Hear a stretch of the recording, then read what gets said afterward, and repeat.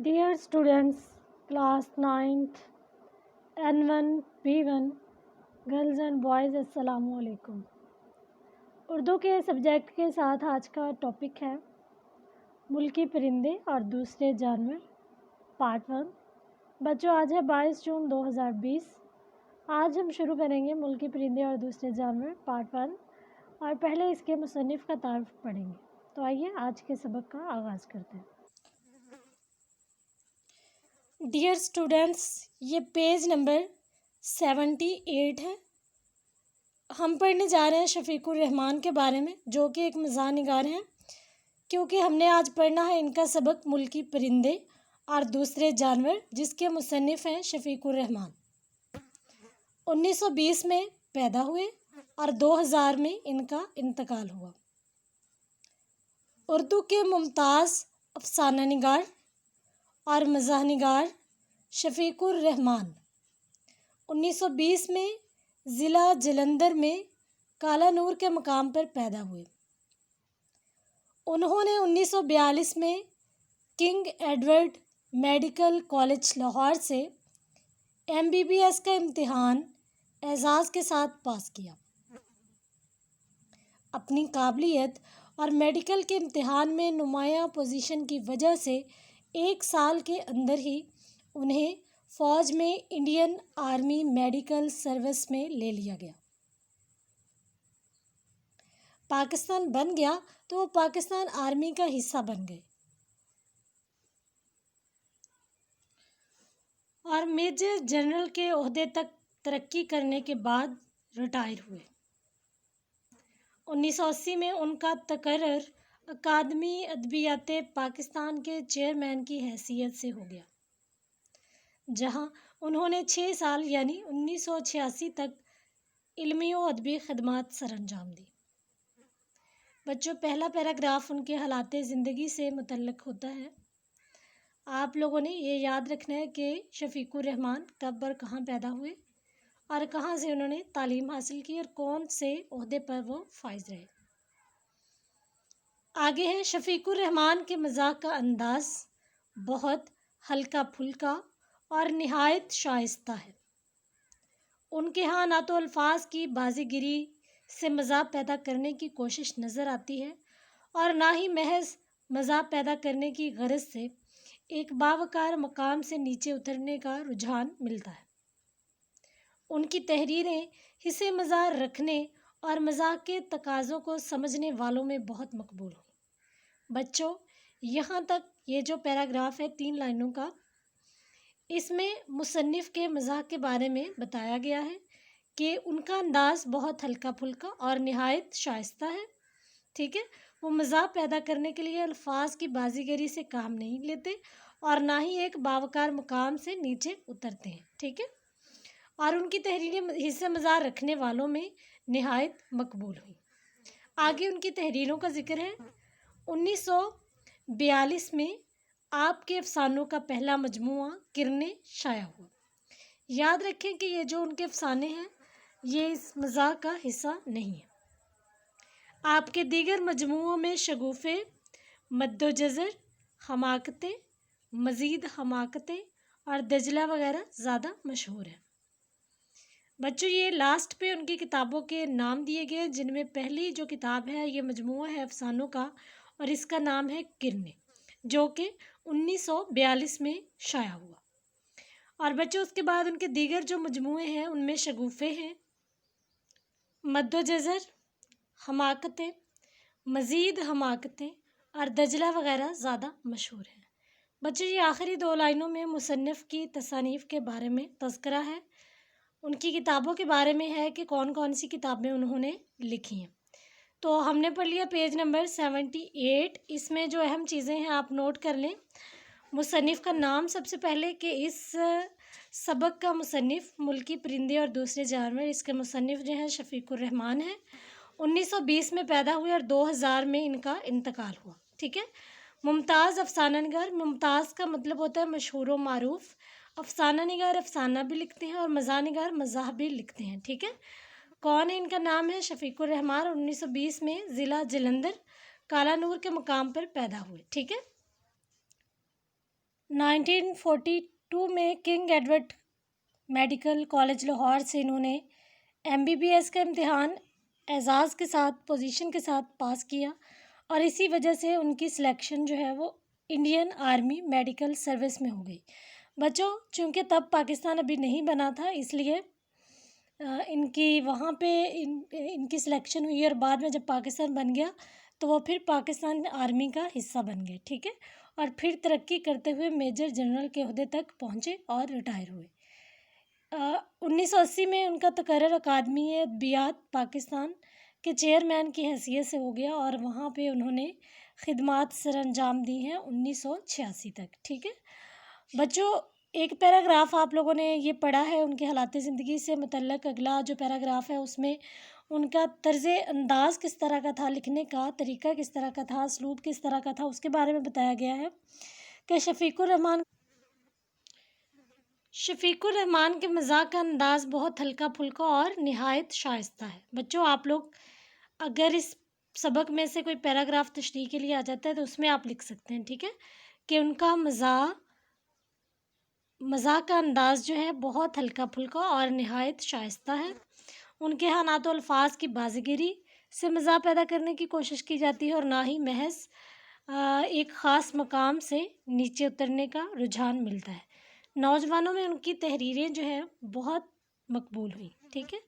आगे फिर उनकी तसानीफ़ के बारे में तज़किरा किया गया। आप लोगों ने नहायत अच्छे तरीके से इसे याद कर लेना है, कब पैदा हुए, कहाँ पे पैदा हुए और MBBS इन्होंने कहाँ से किया है, उसके बाद कौन से ओहदे पर फाइज़ रहे और पाकिस्तान अदबियात अकादमी अदबियात पाकिस्तान में कौन सी हैसियत पर ये रहे हैं और कब इन्होंने रिटायरमेंट ली है वहाँ से, ठीक है। और इनकी किताबों के नाम भी लाजमी तौर पर आपको आने चाहिए।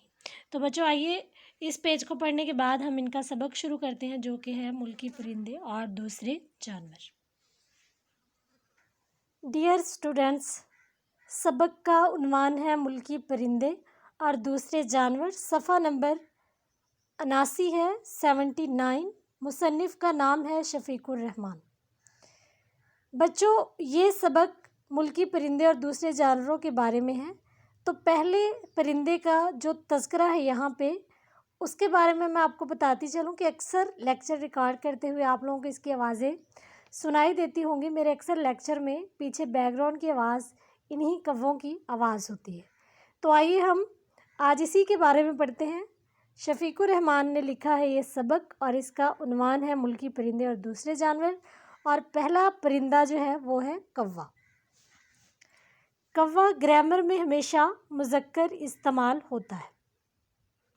कौवा सुबह सुबह मूड ख़राब करने में मदद देता है, ऐसा मूड जो वैसे भी कोई ख़ास अच्छा नहीं होता। कौवा गा नहीं सकता और कोशिश भी नहीं करता, वो काइं काइं करता है। काइं के क्या मायने हैं? मेरे ख़्याल में तो इसका कोई मतलब नहीं। कौवे काले होते हैं। बर्फ़ानी इलाकों में सफ़ेद या सफ़ेदी माइल कौवा नहीं पाया जाता। कौवा स्याह क्यों होता है? इसका जवाब बहुत मुश्किल है। पहाड़ी कौवा 1.5 फुट लंबा और वज़नी होता है। मैदान के बाशिंदे इससे कहीं छोटे और मुख्तसर कौवे पर काने हैं।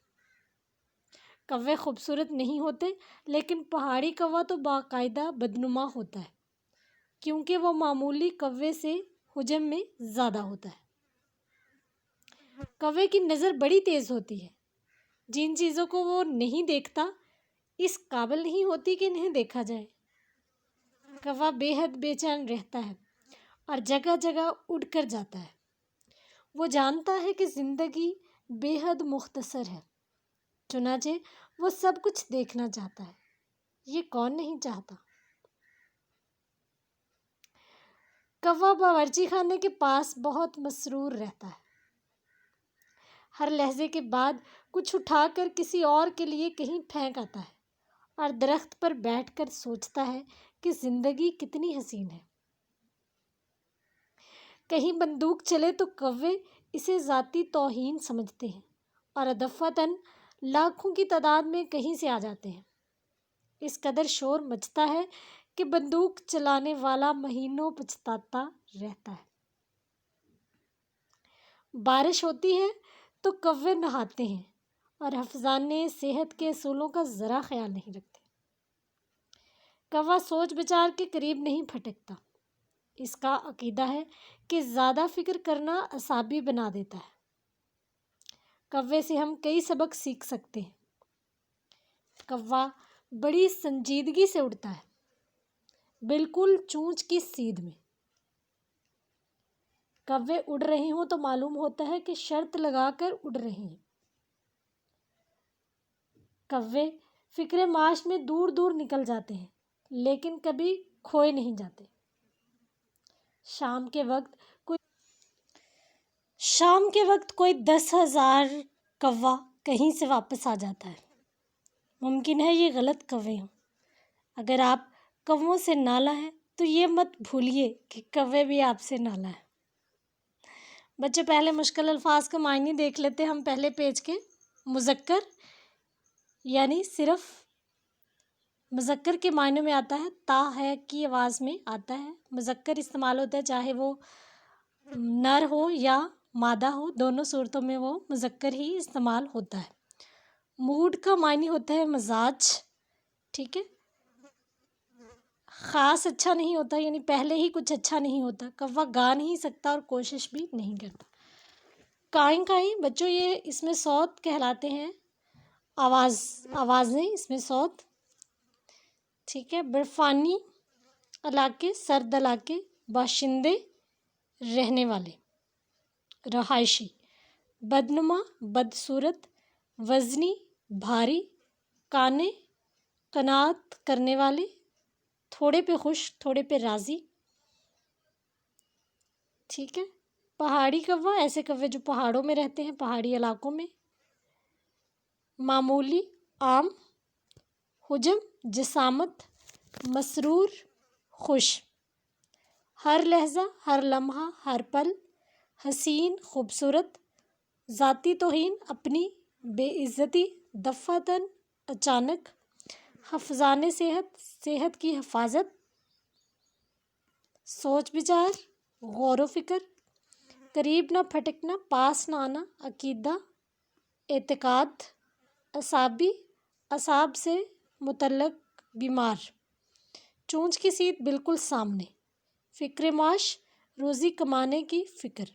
کھوئے نہیں جاتے، گم نہیں ہوتے۔ نالاں، تنگ۔ بچوں، اگلا جو پرندہ ہے یہ بلبل ہے۔ بلبل مذکر اور مونس دونوں استعمال ہوتا ہے، لیکن یہاں پہ انہوں نے مونس استعمال کی ہے، بلبل۔ اندلیب بھی اسے کہتے ہیں۔ بلبل ایک روایتی پرندہ ہے جو ہر جگہ موجود ہے، سوائے وہاں کے جہاں اسے ہونا چاہیے۔ اگر آپ کا خیال ہے کہ آپ نے چڑیا گھر میں یا باہر بلبل دیکھی ہے تو یقیناً کچھ اور دیکھ لیا ہے۔ ہم ہر خوشگلو پرندے کو بلبل سمجھتے ہیں۔ قصور ہمارا نہیں، ہمارے ادب کا ہے۔ شاعروں نے نہ بلبل دیکھی ہے نہ اسے سنا ہے، کیونکہ اصلی بلبل اس ملک میں نہیں پائی جاتی۔ سنا ہے کوہ ہمالیہ کے دامن میں کہیں کہیں بلبل ملتی ہے، لیکن کوہ ہمالیہ کے دامن میں شاعر نہیں ہوتے۔ عام طور پر بلبل کو آہوازاری کی دعوت دی جاتی ہے اور رونے پیٹنے کے لیے اکسایا جاتا ہے۔ بلبل کو ایسی باتیں بالکل پسند نہیں۔ ویسے بلبل ہونا کافی مضحکہ خیز ہوتا ہے۔ بلبل اور گلاب کے پھول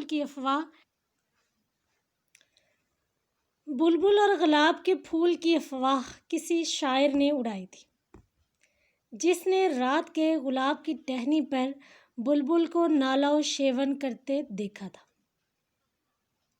کم از کم اس کا خیال تھا کہ وہ پرندہ بلبل ہے اور وہ چیز نالا و شیون۔ رات کو اینک کے بغیر کچھ کا کچھ دکھائی دیتا ہے۔ بلبل پروں سمیت محض چند انچ لمبی ہوتی ہے، یعنی اگر پروں کو نکال دیا جائے تو کچھ زیادہ بلبل نہیں بچتی۔ ماہرین کا خیال ہے کہ بلبل کے گانے کی وجہ اس کی غمگین خانگی زندگی ہے، جس کی وجہ یہ ہر وقت کا گانا ہے۔ دراصل بلبل ہمیں محظوظ کرنے کے لیے ہرگز نہیں گاتی، اسے اپنے فکر ہی نہیں چھوڑتے۔ بلبل پکے راگ گاتی ہے یا کچے، بہرحال اس سلسلے میں وہ بہت سے موسیقاروں سے بہتر ہے۔ ایک تو وہ گھنٹے بھر کا آلاپ نہیں لیتی، بے سری ہو جائے تو بہانے نہیں کرتی کہ ساز والے نکمے ہیں، آج گلا خراب ہے، آپ تنگ آ جائیں تو اسے خاموش کرا سکتے ہیں، اور کیا چاہیے۔ جیسے گرمیوں میں لوگ پہاڑ پر جاتے ہیں، اسی طرح پرندے بھی موسم کے لحاظ سے نقل وطن کرتے ہیں۔ بلبل کبھی سفر نہیں کرتی، اس کا خیال ہے کہ وہ پہلے ہی سے وہاں ہے جہاں اسے پہنچنا چاہیے۔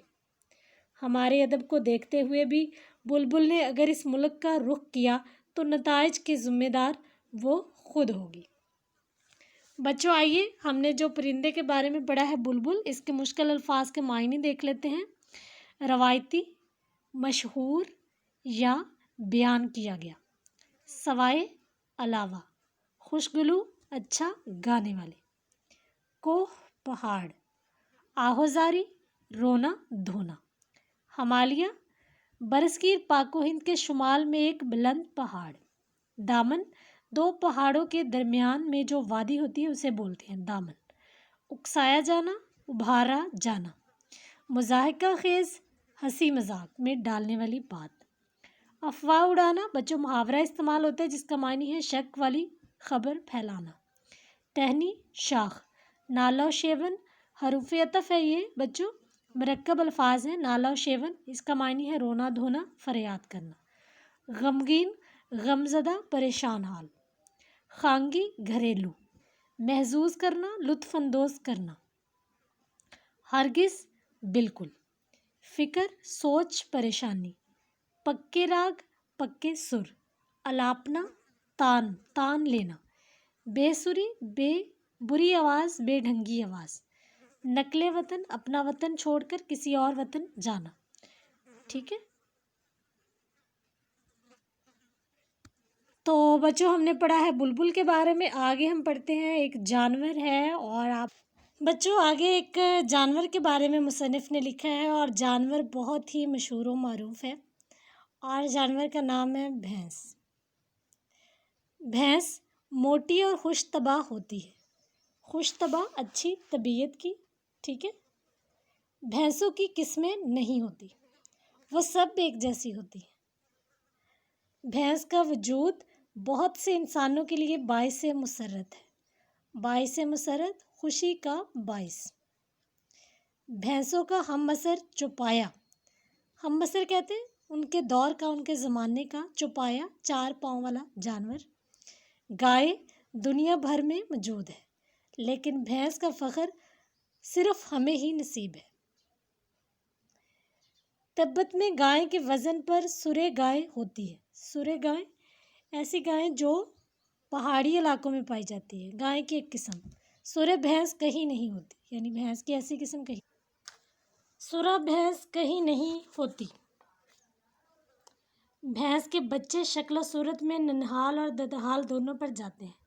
ننہال کہتے ہیں نانا کا خاندان، ددحال دادا کا خاندان، لہٰذا فرقین دونوں طرف کے، ایک دوسرے پر تنقید نہیں کرتے، یعنی کسی کو برا بھلا نہیں کہتے۔ بھینس سے ہماری محبت بہت پرانی ہے، بھینس ہمارے بغیر رہ لے لیکن ہم بھینس کے بغیر ایک دن نہیں رہ سکتے۔ آج کل یہ شکایت عام ہے کہ لوگوں کو کوٹھی ملتی ہے تو ایسی جس میں گیراج تک نہیں ہوتا، جہاں بھینس باندھی جا سکے۔ کئی بھینسیں اتنی بھدی نہیں ہوتی مگر کچھ ہوتی ہی ہیں، دور سے یہ پتہ چلانا مشکل ہو جاتا ہے کہ بھینس اس طرف آ رہی ہے یا اس طرف جا رہی ہے۔ رخ روشن کے آگے شمع رکھ کر والا شعر یاد آ جاتا ہے۔ بچوں یہیں سے ہم انشاءاللہ کل شروع کریں گے پیج نمبر 81 سے. آپ لوگوں نے ہمیں بتانا ہے کہ آپ کو بھینس کے بارے میں جو تعارف مصنف نے لکھا ہے کیسا لگا اور اس میں کیا چیز سب سے اچھی لگی اور کون سی چیز آپ کو لگتا ہے کہ بالکل ٹھیک لکھی ہے مصنف نے. جیسے مجھے تو یہ لگا کہ بھینس ہمارے بغیر رہ لے لیکن ہم